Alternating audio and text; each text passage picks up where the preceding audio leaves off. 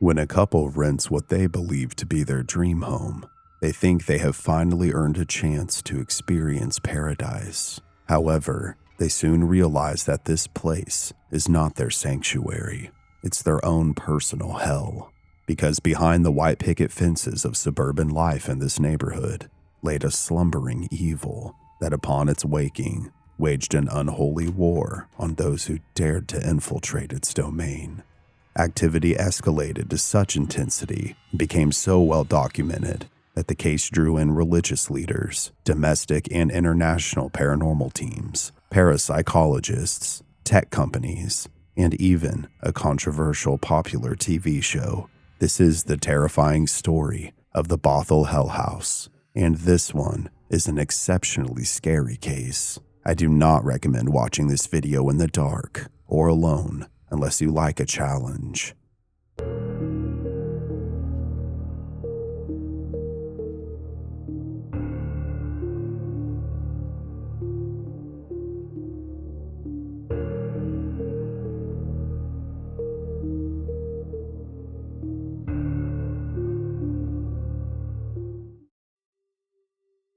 This case contains so many details and events that occurred and evidence that it's hard to quantify just how deep it truly goes. I was in touch with Keith Linder, who has been gracious enough to provide oversight as well as any evidence presented. A very special thank you to him.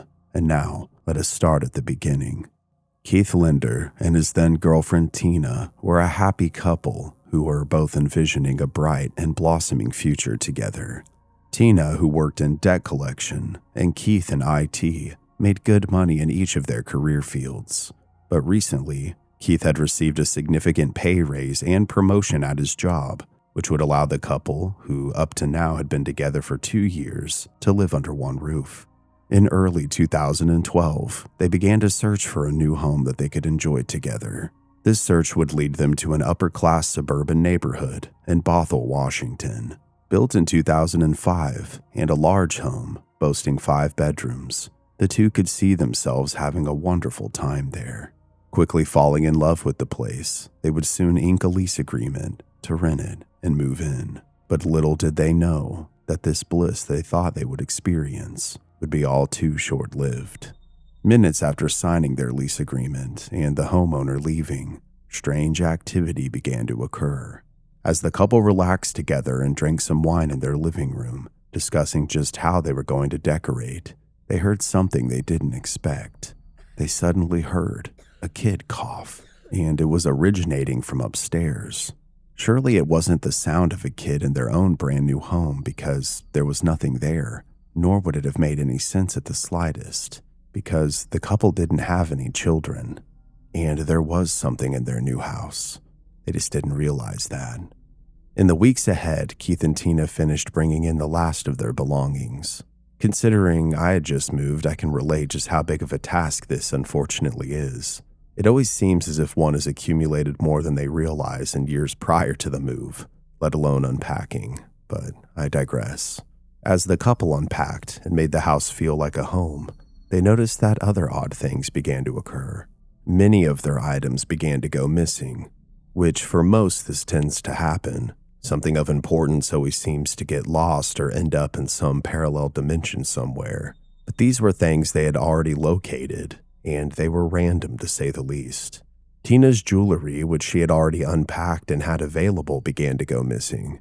Keith, for example, had a key fob for his vehicle in his glove box, and no one else had access to that besides him or Tina. This had seemingly evaporated. Knowing that any of the movers that had assisted them in the process hadn't touched any of these things, and finding this bizarre, they nonetheless made peace with it and chalked it up to the moving process. But that was all merely the beginning. Other unusual things began to occur. Keith's vehicle one day began to blare its horn at random, oscillating between the security alarm going off on occasion, and sometimes with no flashing lights, as if invisible hands were inside the cabin of the car and pressing down on the horn, yet there was no one present. It would start and stop depending on if he was approaching it or walking away, and there was much more to come. One morning, the two woke up and headed downstairs to their kitchen to brew coffee and make breakfast, And bizarrely, in their kitchen, they were greeted by something that made little sense. There, all over their counter, coffee table, and staircase, were children's toys. Now, as someone who lives with 2 toddlers, I can assure you that this isn't an odd occurrence if someone has kids. However, as previously mentioned, the couple didn't have any children. They had no idea where the toys had come from or for who they were supposed to be for. On many mornings, early summer of 2012, the couple would wake up to get ready for work, and upon going downstairs, they'd find every single cabinet door open. With this event and others, Keith and Tina's first thought wasn't anything to do with the paranormal, but rather that their home had been broken into. However, with every happening, the home would be entirely secure. The incident with the children's toys in the kitchen was far from the last as well. They soon began appearing at random, not only on the floor, but in other parts of the house. Finding everything bizarre and not sure of what else to do given the circumstances, Keith had an ADT security system installed in the house, and not a cheap one either. Every door and every window was armed 24/7 with motion detectors. This move seemed to bring the couple a little bit of relief, since they would know for certain if somehow, some way, someone was invading their home. They would be aware of where and when. And that certainly would have been the case if the person was indeed of this physical plane of reality.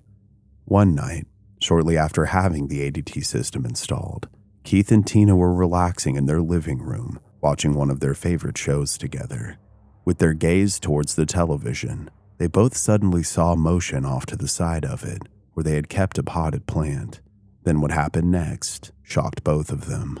There, before their very eyes, they watched as the plant levitated several inches above the ground, rotated, and then was dropped back to the floor. Flabbergasted, the two looked at one another in awe, unsure of just what to make of the entire debacle. Keith, whose career I previously mentioned, has been in tech and is a sophisticated kind of guy, and in his mind, shortly after witnessing the plant, was that they were being elaborately pranked. Thinking this to be the case, but unsure of just who or why someone would do this, and not sure exactly how either yet, it was just the only thing that made sense at the time. Particularly to someone who hasn't experienced something paranormal before. Their mind doesn't necessarily gravitate towards it's something unexplained in that sense. Sharing his theory with Tina, together Keith and her examined the plant and every square inch of their living room, and even tried to reenact exactly what had happened. Yet they found no strings, no wires. There was nothing. Either they were being pranked by the likes of someone so incredibly good that it's almost inconceivable, and who and why had yet to reveal itself, or they had just witnessed something supernatural. It was at the second possibility the couple began to dig into the latter. They began to put multiple events together. The child's cough the day they signed the leasing papers, their missing objects, the randomly appearing kids' toys, the cabinet doors being open, and the rest of it, all without a plausible way to explain it. For the first time, they had to start asking themselves, could their new home be haunted? Following this night, as they had several before, the activity only persisted. One evening, as the couple ate dinner together in their kitchen and talked to each other about what they had done that day, suddenly, out of nowhere, another one of their potted plants flew across the room and shattered onto the wall next to them. Another night, as Tina was downstairs cooking dinner, Keith was watching television in his upstairs office when the relaxing atmosphere was devoured by chaos, as what can only be described as a series of massive-sounding banging noises filled the air, each one growing louder than the previous. And with everyone, the home itself seemed to shake. When the bangs began, once the initial shock gave way to anxiety, the couple each rushed towards one another in an effort to try and figure out just what these sounds were and where they were coming from. What they would quickly discover, however, is that there was no real source for these noises. They seemed to be coming from everywhere and yet nowhere, and this night wouldn't be the only time they would be experienced by the couple. But each and every time, it seemed as though the noise generated was either coming from the room or area right next to them, or was standing over them like some kind of menacing siren. Keith would later describe the phenomena as one of the most insane things they experienced. Now, Keith and Tina were the main occupants of the house. However, they soon wouldn't be the only ones that would see and feel things that they couldn't explain. Several months after moving in, the couple decided to throw a housewarming party.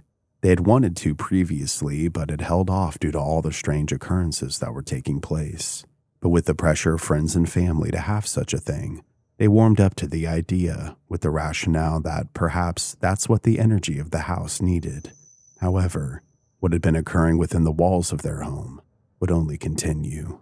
When the party evening was upon them, as their guests arrived, Keith was cooking food for everyone on the back patio on the grill, and what kept occurring was that the large sliding door, even when left open, would almost in an instant when he looked away, be closed and locked, despite no one, guests including Keith, having done so. But Keith wouldn't be the only one that noticed something weird that night. Every single guest that attended ultimately would say that each of them had some kind of strange or scary experience while visiting the couple. The tales of ghosts made no sense from Keith and Tina, suddenly didn't seem so far-fetched. A commonality experienced among them was that they all felt as if someone or something was tugging at their pant legs or their hair. Some even felt something shove them, but of course, there was nothing there. It was as if an unseen person had ran into them. As the amount of guests dwindled, only a few friends remained with the couple into the night, and this is when things reached a fever pitch. A good friend of Tina's, a woman named Kim, was in attendance along with her godmother. They together were both helping clean up after everyone had ate. As they threw things away, boxed up leftovers, and put other things in the trash, their efforts were sharply interrupted when one of Tina's potted plants suddenly was thrown across the room where they were and crashed to the floor near them all. Then, a loud and abrasive series of bangs emanated around them. Amidst the sea of noise, Kim's godmother, who was Christian in faith, yelled for everyone to all gather in the same room the plant had been smashed in, and to begin praying. Everyone indeed obliged. This act seemed to calm the activity down. The noise at least subsided. However, unbeknownst to everyone, something else was stirring near. When the group finished praying, they all left the room and headed back towards the kitchen, and they all would stop dead in their tracks. There before them, every single kitchen cabinet door and cabinet drawer was open, yet none of them had heard anything, despite being just mere feet away in the adjacent room. Whatever seemed to be dwelling in the house continued to reveal itself in new and frightening ways. Doors opened and slammed shut on their own. Objects continued to disappear and sometimes randomly reappear. Their home's interior and exterior lights began to flash randomly and intensely, as if being flicked on and off violently by an invisible being.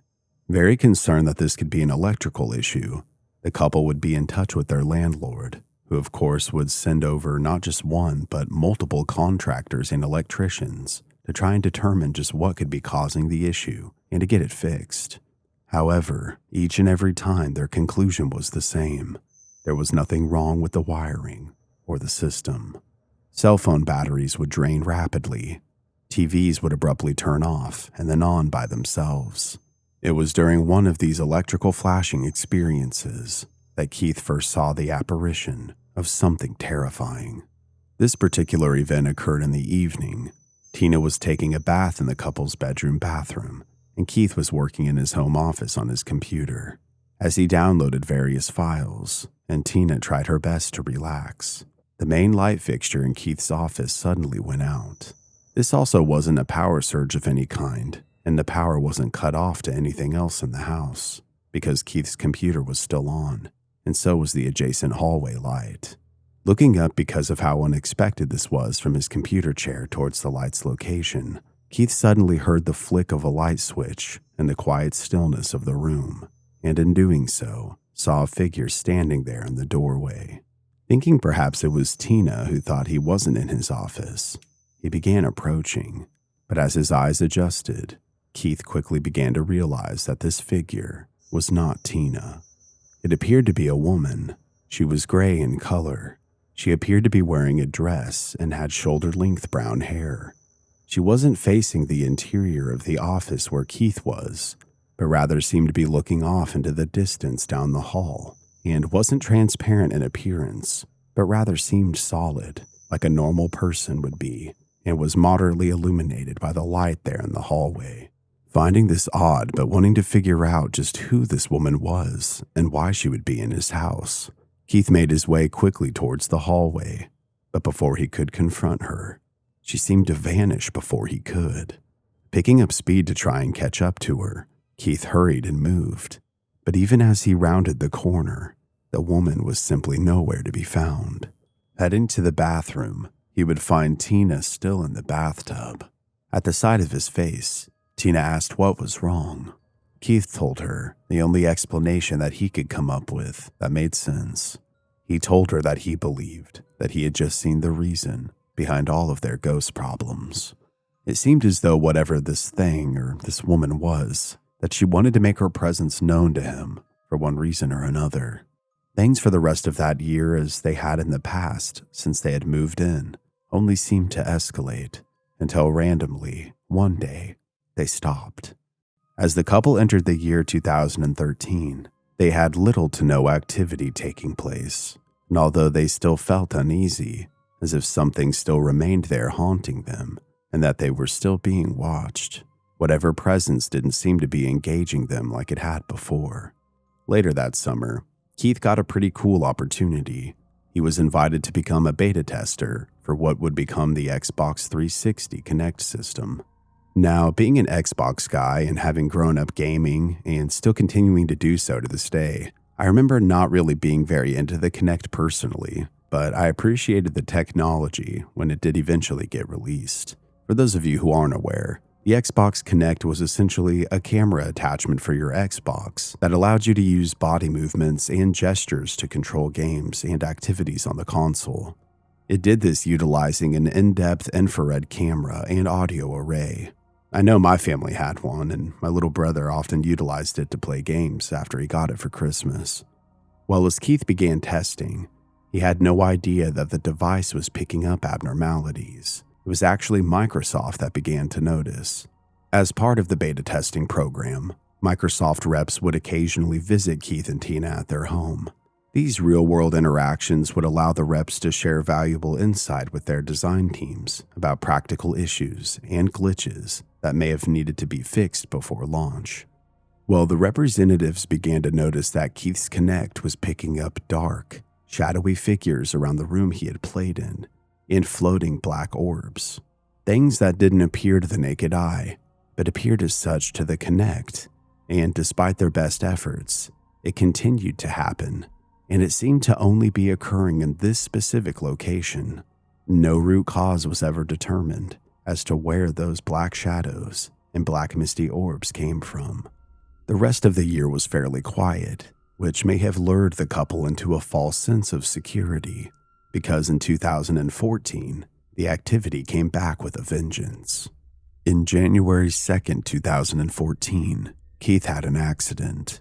While headed down the stairs to the kitchen to refill his water bottle, he slipped and fell. The fall was so bad that he completely severed the patellar tendon, which connects the kneecap and the shin bone. The tendon is crucial to how one walks, straightens their leg, and stands in general. The injury was very serious, to put it mildly.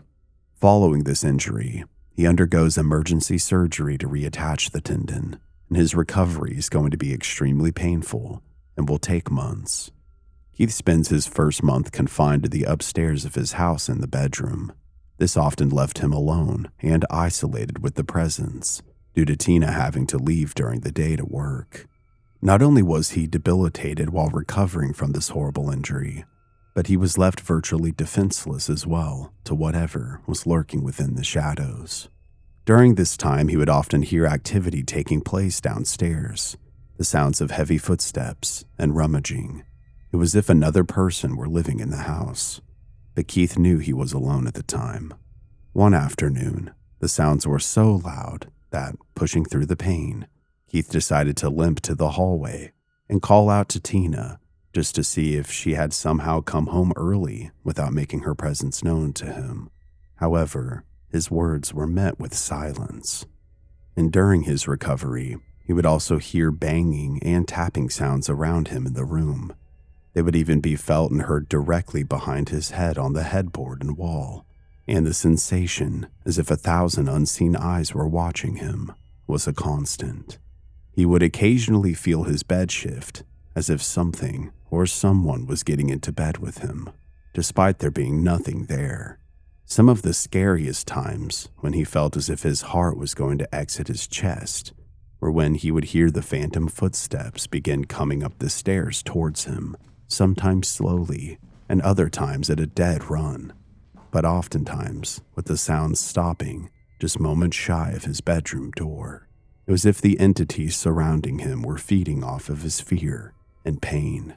The thought of what he had to have been feeling enduring such misery and such frightening circumstances, in my opinion, make him exceptionally brave. Not wanting to further worry Tina, who at this time had believed that things had mostly calmed down, Keith decided not to share the activity developments with her. He also, due to being heavily medicated as a result of the surgery, believed that perhaps his mind had been playing tricks on him. However, he would soon find out that this indeed was not the case. One night, around April of 2014, as a large moon hung in the sky, the couple lay side by side sleeping. Keith is jolted awake by strange noises emanating around him. Despite never having issues with anxiety before, he is suddenly feeling a massive tidal wave of the feeling overtake him. Thankfully, more mobile now, he cautiously makes his way to the stairs and heads down onto the main level of the house in an effort to escape whatever was causing this feeling. And feeling as if the darkness was watching him, Keith decides he's going to do something that he hadn't done previously. He decides that he's going to smudge the house. Having researched the act previously and having acquired said materials, but not having yet put them into practice, he gathers the sage and lights it.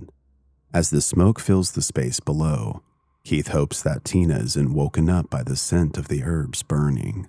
He doesn't want her to have to experience the same feelings he's now trying to banish. After making a pass through the level of the home, Keith then places the sage to allow it to finish burning on a plate. He then put the plate at a safe distance from anything flammable on a nearby bookshelf. Feeling relieved that this seemed to quell things in the moment, he decides to head back up the stairs and back up to bed. However, almost as soon as he closed his eyes in an attempt to go back to sleep, he is woken up by a bang louder than any he had ever heard before. It was so loud that it caused Tina to be pulled out of a sleep state as well.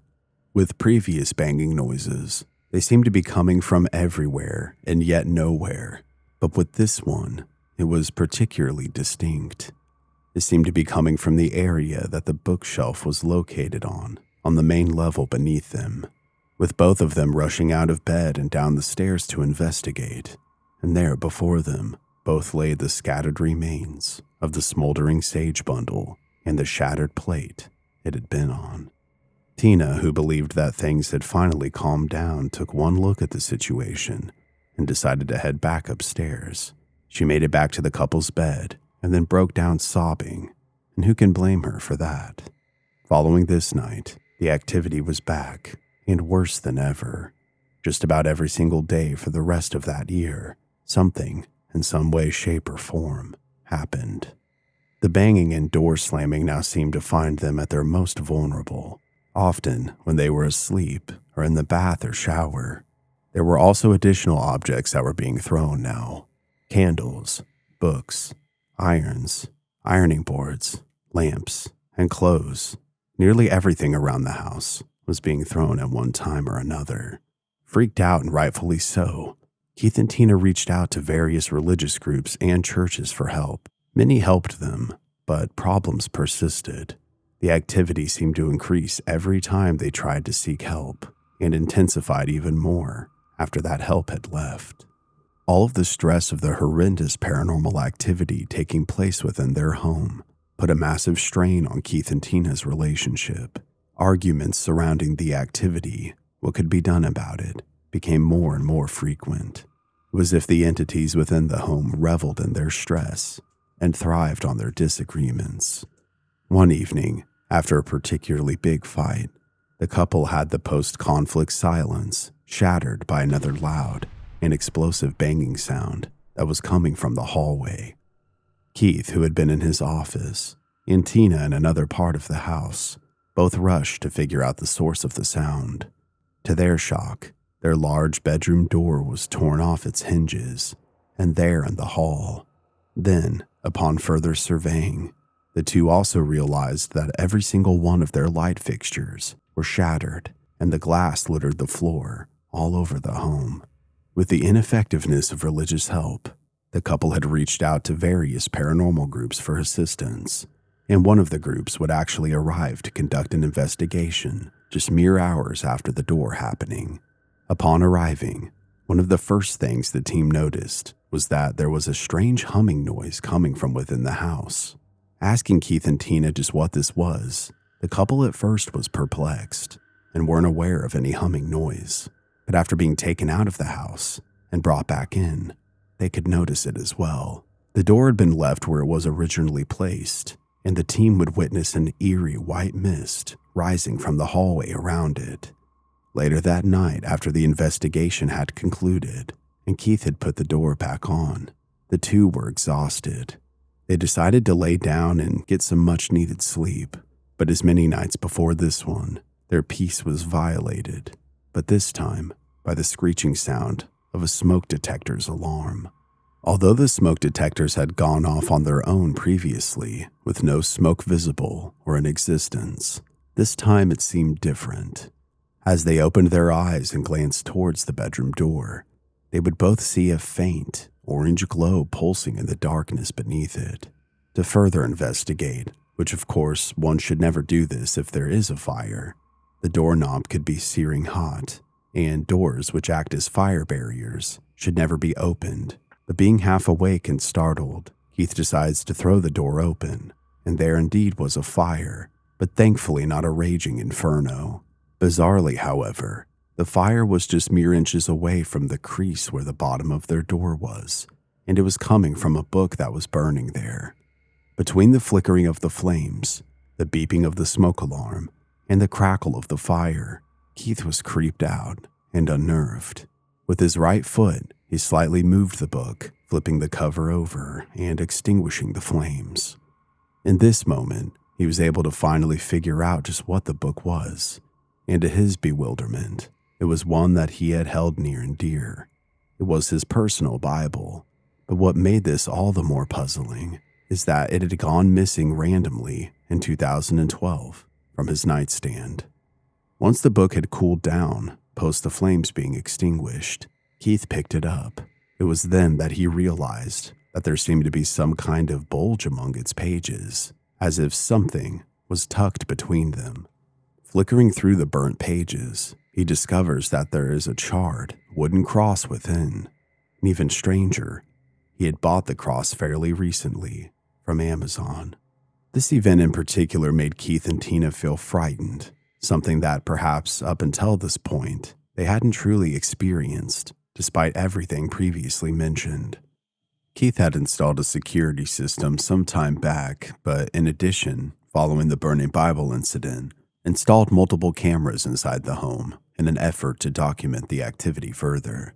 Both he and Tina also continued their research online of the paranormal in efforts to better understand just what they had been dealing with. A few days later, in what would become known as the Katy Perry Weekend, Keith was at his computer in his upstairs office. As he clicked and read away on his computer, he suddenly heard the television in their master bedroom turn on. Heading to check just what was going on with it, Tina, who was in another part of the house, joined him in the bedroom as well. Entering the room together, the couple could see and hear, although they didn't immediately know this at the time, was the song Dark Horse by Katy Perry playing. So Keith decided to turn the channel to something different and then turned the TV off altogether and went back to his office. Several minutes later, Keith then heard the TV switch back on again, and again it was playing music. Going back into the room, he saw and heard that not only was the channel playing Dark Horse by Katy Perry, but it was at the same exact part where he had initially changed the channel before turning the TV off altogether. Not only is this weird because TVs don't typically turn themselves on and off, again let alone play songs on their own, or at specific parts where they were changed, but from the sounds of it, unless the entity or entities were big fans of Katy Perry, that maybe there was some kind of hidden meaning to this debacle, that maybe they wanted them to hear that song in particular, or that specific segment of it. This realization was especially eerie, and Keith, with Tina present, decided to unplug the television altogether. Following this, he headed back to his computer and decided to Google the song Dark Horse and find the part's lyrics that kept replaying, and what they said was this: "Are you ready for a perfect storm? Because once you're mine, there's no going back." Simultaneously, almost as quickly as he read those words, the same exact part of the song began blaring from the TV in the nearby room, despite the TV being completely unplugged. The following day was far from uneventful as well. Tina, home alone, was putting some things away in the house when the lights above her began to randomly flicker. The previously mentioned glass fixtures that had all broken of the night of the previously mentioned door removal situation prior to the paranormal investigation had all been replaced. But as her eyes began to focus on this fixture in particular, it suddenly exploded once again. The shards of glass due to where she was sitting, and perhaps malevolent intent by the presence, flew at her face as a result of the detonation. Terrified by what had just happened, Tina decides to run towards the door and out of the house altogether. She frantically got in her car and decided to drive away. As her foot smashed the gas and she finally got some distance between her and the home, Tina called Keith and decided to tell him just what all had taken place, except he didn't answer the phone. Every call she placed went straight to voicemail. As one can imagine, this would be incredibly frustrating, especially at a time where one would need their partner's support the most. Except none of this was Keith's fault. Later that night, after finally being able to calm down, Tina returned to the home and asked Keith just why he hadn't answered the phone, thus telling him in person what all had happened. Keith, who had no idea she had even had said experiences or called, showed her his phone to prove his innocence. He hadn't received a single call from her. It was as if the dark presence was intercepting the calls themselves. From Keith's perspective, when he had arrived home, he said that the state of the upstairs of the house was in utter disarray. The following morning was April 6th, 2014. Upon waking, Keith headed straight from his bedroom to his home office to get to work. On his way down the hall, he passed a bookshelf and noticed that there was a book there that hadn't been there before. It was another Bible. Of course, this wasn't the one that had initially gone missing, because that one ended up charred and blackened by the mysterious fire. This was an old Bible that he had had since his college days. He had been utilizing its passages alongside blessed candles and sage to try and combat whatever was in the house. Several minutes later, when he went back by the shelf, headed to grab something from another room, he noticed that the book which had just been there was there no longer. Although he noticed and was uncomfortable, so many things had happened and so many items had gone missing up until this point that he prioritized his work and decided not to look for it. Later that morning, Keith went to refill his coffee in the kitchen, and there on the counter laid the Bible. This too had been burned, but unlike the first, he didn't sense or see any kind of fire. But there it was, spread out with its pages charred and blackened. This, alongside what had also happened to the other Bible, further made him uneasy. These 2 burnt Bible episodes, however, wouldn't be the last. On the morning of April 9th, just 3 days after Keith had found the charred Bible the second time, he was stepping into the shower, and almost as soon as the beads of water touched his face, the smoke alarm began to go ballistic. Hurrying out of the shower and leaving a trail of water behind him, He was rushing towards the alarm to see just what had set it off.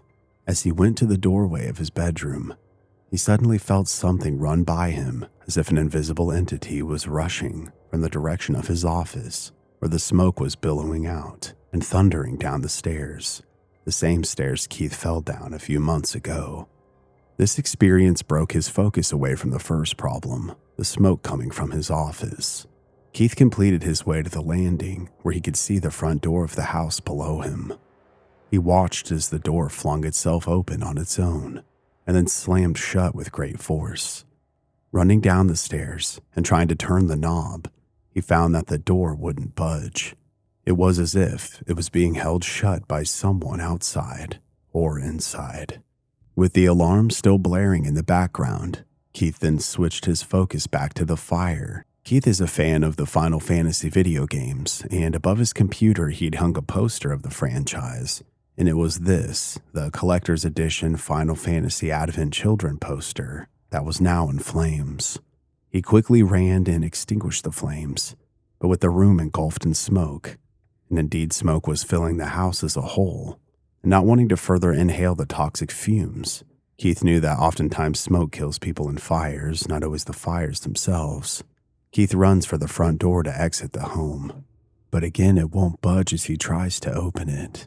Panicking in that moment, he calls 911, but every time the operator asks for the address, a strange static comes over the line, which causes them not to hear what he was saying. Keith decides to hang up since the call was having issues and to call Tina. She thankfully answers, and he tells her to get back to the house as soon as possible, and then hangs up. With smoke filling his lungs, Keith finds an exit that does work and gets out through the garage. Within minutes, the Bothell Fire Department arrived, and just behind them was Tina. After being informed where the fire was, the firefighters went inside the home and examined the room. As they did this, Tina made her way to Keith and, overcome with emotion at what he had just experienced, he began to weep. Tina held him in their den area, the same area where they had heard the kid cough. The firefighters did indeed confirm that the poster was the origin of the fire, but were perplexed as to just how it could have happened. There was no nearby wiring or sources that could have accidentally caused it, and they noted just how strange it was that nothing else around the poster was damaged. When their investigation was finished, they asked the couple if they knew how it could have occurred, and despite believing the source was paranormal, they ultimately told them they weren't sure. It's easy to pass judgment when learning about other people's experiences, but what would you have said or done in that moment? Would you have told someone, a professional, that you think a ghost or poltergeist was responsible for your poster bursting into flames? Or would you fear that you'd be laughed at, or at worst, suspected of pranking or causing it yourself? The fire trucks would leave, and that once again left Tina and Keith alone at the house to further face their invisible problem alone. But despite the overwhelming escalation of activity, there would be other events that would unfold. Later in the summer of 2014, the couple is checking their mail and they find a letter addressed to someone else. The address was correct. Curious, Keith decided to look this person up on Facebook, and from her public profile, he ascertained that this woman and her family had indeed lived there previously. So, not wanting to be strange, but to try and see if the family too had experienced anything paranormal in the house, he sent the woman a friend request and a message, simply asking if any of them had experienced anything weird while living there. To his surprise, she answered, and what she said gave him chills. She said that they had indeed had weird happenings in the house, that they would always close the kitchen cabinets at night, but in the morning they would always be open. The family employed a nanny at the house, and she, during her time there, said she would always hear people walking when there was nobody there. The family's son had seen dark and shadowy figures throughout the home, and that he still complained about seeing them, even now in the present day at their new home. The woman also said that she had the sliding back door lock itself when she had stepped out onto the back porch to grab something while she cooked dinner once, while her daughter was inside. Except unlike Keith's situation, she during this particular event wasn't able to get back into the house, and was frantically watching as her daughter was trying to go towards the hot stove. With all the other doors locked, finally she grabbed a rock from the landscape and ended up shattering the glass of the back door and got back in that way, thus preventing her daughter from potentially seriously injuring herself. The woman attributed whatever darkness that lived within the house with them to later issues with the family and other relatives, illnesses, divorce, and terrifying events. She herself was even attacked by a sexual predator while living there, an intruder who just so happened to be in that neighborhood and randomly broke in and assaulted her. Thankfully, that individual was apprehended 6 months later. But as a result of the attack and other stress, the woman said that her personal life had entered a deep, dark depression while living there. She said, "I hate that house and what it did to my soul." Shocked by what he was reading, Keith shared this with Tina, and the two just further had confirmation that what they were dealing with was real. On July 1st of 2014, while Keith was at work, by this time he wasn't always doing work from home, and Tina of course didn't work from home. He got a notification that the camera's motion detection system had been triggered. He logged into the security system on his phone and was actively checking the cameras, yet nothing out of the ordinary was showing in real time, and every log ended in a connection error when he would try to see the past footage. He kept checking back when he could, and even when he could access the logs, the cameras didn't show anything out of the ordinary. When his workday was finished and Keith was back at home, he was headed to his office, and despite not seeing any activity on the cameras prior, he found all of his belongings scattered everywhere. His printer, desk chair, and most of his personal things there were everywhere. As his eyes darted around the room and he took it all in, he soon realized that there was something else. There were strange markings, and they made out the numbers 666 and what appeared to be some charred, tar, or ash-like substance. Keith, given the nature of what was taking place, had previously purchased more crucifixes in order to protect him and Tina. He found these both inverted and stabbed in various walls throughout the house. This encounter alone would have sent most people packing. Just how terrifying that must have felt. And these markings continued to happen. Had the devil or something demonic made itself known at the Bothell house? The activity up until this point, although escalating in intensity, had remained fairly contained to the house itself, but that too would change.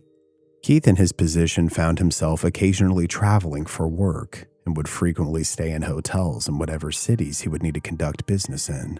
These times would often be some of the only times that he could truly relax.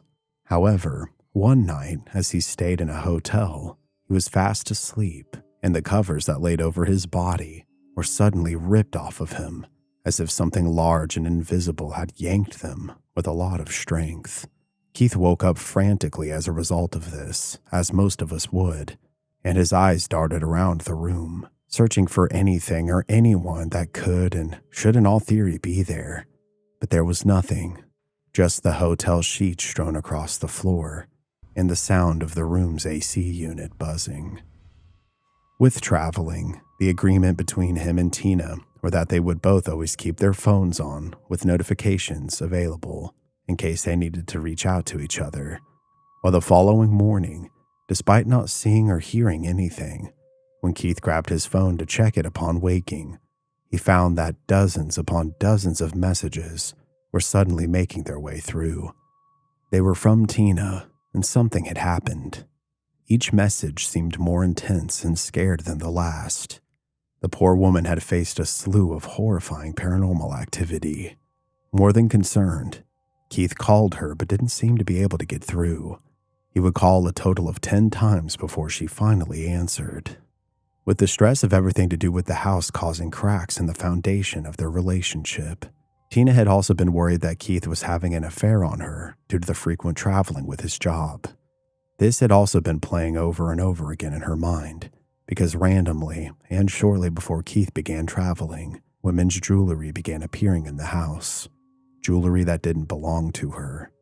Keith said he too had never seen them in his life, but the notion, of course, made her mind ponder the what-ifs. Alongside the appearance of the jewelry, which was concerning enough, there were additional developments in the activity. Keith also began on occasion finding old family photos, some of which he hadn't seen in years, and in these photos, his face appeared to be burned or singed out. Throughout the last several years, Keith had also began to see small, shadowy, imp-like beings manifest before his eyes. These creatures remind me an awful lot of some that were experienced and described by Bill Vale in his case, which to my knowledge, these are the only 2 cases I've come across where the individuals involved had seen entities like this. I would also highly recommend checking out that case after this video and comparing the similarities because they are astounding. Just imagine seeing a scary face staring at you from the window or behind a corner, or a small demonic imp trying to grab at your legs or haul you away. The fires continued as well. In one instance, both of Keith's monitors erupted in flames and had to be doused with wet towels to be extinguished. Almost as soon as those flames were put out, Keith's own shirt caught fire out of nowhere. With Tina's help, the shirt would be ripped from his back and moved away and put out for his safety. The strange markings too continued and even devolved into threatening messages and strange, almost occult-style sigils. At this point, due to various reasons such as installing security systems and cameras, replacing fixtures, and repairing fire and smoke damage, the 2 had paid a heavy price to the tune of thousands of dollars. Most would have long ago called it a quits and moved. But given the unknowns of the situation, would the entities just follow them? Or worse, what if a family with young children moved in when they moved out? Keith wanted to try and solve these issues so he and Tina were no longer plagued, and that no one else could be terrorized as they had been. The 2 had reached out to religious leaders and were to some extent working with the Catholic Church in Bothell in Seattle, Washington, which began attracting local news stations. A KOMO news reporter by the name of Eliza Chaffee, after learning about Keith Linder and Tina Davis's story and visiting the house herself, only to witness and experience her own paranormal encounter, felt it important to bring to the attention of friend Dave Schrader, and by doing so, put Keith and Tina's case on the radar of the producers from Travel Channel and Ghost Adventures. Skeptics like to overlook this important fact because it doesn't support their argument that Keith and Tina were attention seekers. The Ghost Adventures episode would garner national and perhaps international attention for the Bothell home, dubbing it the Demons in Seattle house. Keith and Tina had no part in naming the episode, and according to Keith, they were never contacted before it aired. Neither were told how ill-portrayed Tina would be shown in the episode. Demons in Seattle originally aired on February 28th of 2015. Keith and Tina, upon being contacted, agreed to allow the crew to investigate their home and were fairly confident, given just how much they and others had experienced there, that the Ghost Adventures crew would ultimately find something. However, the crew themselves would only spend approximately 5 hours in the house, something Keith and Tina did not discover until near the time for the team to show up. And ultimately, Ghost Adventures concluded that there was no evidence of paranormal activity. This led many who were fans of the show or skeptics of the paranormal in general, being real, to believe that Keith and Tina were hoaxers or fakers or attention seekers. Keith, in various interviews post-episode, has expressed that he feels that the episode ultimately subjected them to misrepresentation and public ridicule, which truly is the last thing you want to experience after going through even 1% of what these 2 had to endure. That he was frustrated that the show was even edited to give the impression that they had been faking or reacting to the events. The stress of it all, along with the now public ridicule resulting from the Ghost Adventures episode, put even more strain on Keith and Tina's relationship.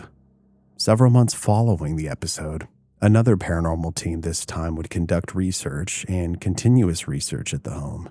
Not for 5 hours, but rather for 8 months, and they would document a plethora of unexplained activity, from loud bangs and popping noises to footsteps when no one was present, objects moving on their own, and apparitions.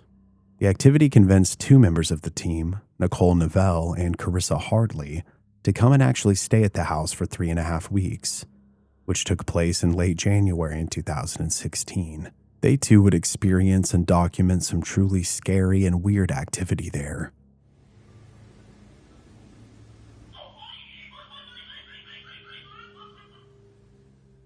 Among the various things they experienced, they reported shadow figures of varying sizes, and even an unexplained heartbeat coming from inside one of the beds. But one of the things was, I had recorders everywhere, cameras everywhere. When I went to review or all of it actually, my goodness, okay, the house has its own vibration, if that makes sense. It's insane, the amount of sound that I was able to pick up with the recorders, and I know that there's nothing in that space. Like, I have times where we're doing EVP sessions and we're sitting there, it's perfectly quiet. I document, I note if there's any outside noise that I hear, whether it be a knock, a bump, I'll state that, bump, knock, whatever, or a car going by, whatever it is. It just constantly, it was just very loud at times. It increases to an almost deafening tone when you're doing your review. And this is even weirder, I know. But it sounds like the house has a heartbeat. And really? Yes. And it's so weird. Hear it all the time. And yeah, it's weird. And, the vibration of items like sitting on the bed, have your feet planted on the floor, all of a sudden, you start feeling just the mattress, okay, vibrating or pulsating like a pulse, and it's, how do you document that in order for anyone to understand what that feels like, what that's like? That's hard. I can't do that. I don't have a tool that'll allow me to convey that to someone. I know when we were there, Keith, I think it was the first night, Keith goes, my bed's doing it. Come in, put your hand on the bed, and you could feel what felt like a pulsating, like a heartbeat. It was just strange. It's strange. And there was nothing else causing it. Nothing. There was nothing running. There was nothing. I don't know. During and after this U.S. team's investigation, which was an all-female squad, Keith would email and contact a man named Steve Mera, a respected parapsychologist and the director of the scientific establishment of parapsychology in the UK. But when discussing the case with Keith, Steve didn't investigate immediately. He spent 4 months conducting various interviews with Keith and ensuring that he indeed was convinced that he and others were experiencing true phenomenon. 4 months compared to the 10-minute phone call Keith had with Ghost Adventures. The outcome of the full psychological and behavioral review did indeed convince Steve Mera to come and conduct an in-person investigation. So following Nicole and Carissa's departure, Steve and his team would arrive in January of 2016 to conduct their own investigation, which took place over the course of 6 days. They too would experience what Keith, Tina, and now numerous others had as well: the unexplained footsteps and sounds, apparitions, and more. The home was a fairly new home, especially when the couple had moved in. So as part of their research, Steve and his team did a geological survey of where the home was built and located, and tried to find a natural phenomena that could have caused such things to take place or be perceived to be taking place. They would ultimately find nothing out of the ordinary. Further perplexed, Mera's crew also researched the history of the land the home was built on, as well as the neighboring area of about 70 houses, and it was here that they discovered a possible reason for the haunting. Out of all those homes, there was only one home that was built on a previously existing dwelling, an old log cabin-style home, and that was the very same home that Keith and Tina were living in. The team would leave, and in a short time frame when the activity continued, Keith would again ask Mera to return. He would also bring with him a man named Nick Kyle, who at the time was the president of the Psychical Research in Scotland. He was brought along as a neutral observer to evaluate things and to determine if what was being experienced was indeed happening. In April of 2016, Mera and his team would live at the house and document their findings for another 7 days. Upon the conclusion of the investigation, Kyle would be asked his thoughts on what was happening and if the investigation and activity was legitimate or not, and he would have this to say. Having seen their scientific methods, are you in the belief that what they have obtained is credible? Yes, in most cases, some phenomena have happened when we've not been expecting it. So maybe one of us is sleeping, or for example, the stuff that came from the woods, we were only able to observe from a distance. Right? But generally speaking, they tell it like it is, and I would be able to say for certain phenomena that have been captured, as it were, yeah, I was there, and the way they're telling it is how it happened. His conclusion was that there indeed was very real paranormal activity taking place, and that he could not find any evidence of fraud. Mera and his team would conclude that the home was truly the site of a powerful and intelligent haunting. After years of struggle against the paranormal, and the sheer amount of stress from the activity itself, the ridicule, and the speculation of it all, Keith decided that he could endure it no longer, and him and Tina would ultimately part ways, and Keith would move out. A sad but seemingly necessary ending to what was once a blossoming life together, torn apart by the dark forces that dwelt within the walls of what was once their dream home. In Keith's mind, only 6 people knew his house was haunted: Keith and Tina, Rhonda and her husband, and lastly, the original homeowner. Now, millions of people know of the Bothell house, and no one living in the house now is ignorant of what took place from 2012 to 2016. I was in contact with Keith in creating this episode, telling his personal experiences, and he was very kind and forthcoming and provided, honestly, a massive amount of evidence. As I reached the end of the story, I asked him just how he was doing now, and he told me this in our correspondence. Outwardly, I'm doing great. Same job as before, same friends and family. Spiritually, I still have activity from time to time. I'm occasionally poked and prodded while sleeping by the minions. I began encountering succubi and other OBEs, which are out-of-body experiences, the moment I moved out of the Bothell house, and they haven't subsided. He continues his story in books 2 and 3, and is currently working on a 4th. I did also ask him if the home was still there, and he said that it was, that a new couple now occupies the residence. However, I don't know if the couple has experienced anything, and as always, I ask you to respect the privacy of everyone discussed both in this and all of the videos on my channel. Before wrapping up on this harrowing case, I did want to also share a few of my thoughts and some additional information. The sheer amount of evidence, the length of time of when it was documented, and by whom it was documented by, altogether have led many to consider the Bothell house haunting, or poltergeist, to be one of the most significant cases ever documenting supernatural phenomenon. Sadly, due to the misrepresentation and lack of paranormal research, in my opinion, from Ghost Adventures, many have discounted Keith's claims and have written the case off entirely, when in reality it's one of the most significant that I've come across in years. Following Mera's second investigation, Keith had further reached out to the previous tenant of the house and learned that tragically she had passed away at her own hand. The depression that seemingly started at the Bothell house for her had won. She had said in some of their last communications that she was still hearing voices, that her and her children were still seeing things that they couldn't explain. There are multiple books written about the Bothell house, including 3 by Keith himself, which I will link here and below. I highly recommend that you check them out, particularly due to the sheer volume of activity. I did my best to encapsulate as much as possible into this video, but like movies, books just offer so much more knowledge altogether oftentimes. The imp-like beings are truly interesting in my opinion and worth mentioning. Both of the men I have now spoken with those cases I've covered here, Bill Vale and now Keith, are very intelligent and respectable people. They've both been through so much, and I find it extremely intriguing that given the sheer intensity of the hauntings they experienced, that there were so many similarities between their cases. I will also link Bill's video below, and I suggest checking it out. Earlier, the popping sound that was described by Keith and later investigators also reminded me of one of my own experiences, which I'll also link below. It was the only time I had a paranormal manifestation when covering a video, and ironically, it was when I was editing the story of the curse of the original Exorcist video. If you'd like to learn more about that, again, please check it out when you have the time, and I'll also link that below.